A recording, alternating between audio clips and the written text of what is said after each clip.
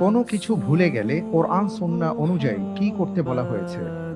এ, দরুদ পাঠ করতে, বি, আল্লাহকে স্মরণ করতে, সি, ইস্তিগফার করতে, ডি, এ ও বি।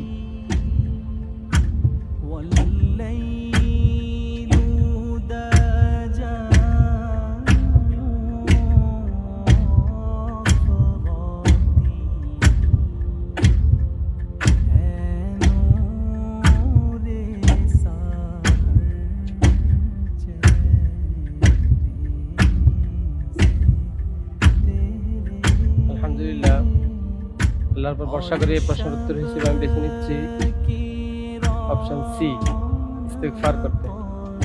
অপশন সি লক করা হোক। হাতে সময় নেই, একেবারে শেষ পর্যায়ে এসে আপনি অপশন সি কে পছন্দ করেছেন। আপনি বলতে চাচ্ছেন যে কোরআন এবং সুন্নাহ অনুযায়ী যদি আমরা কোনো কিছু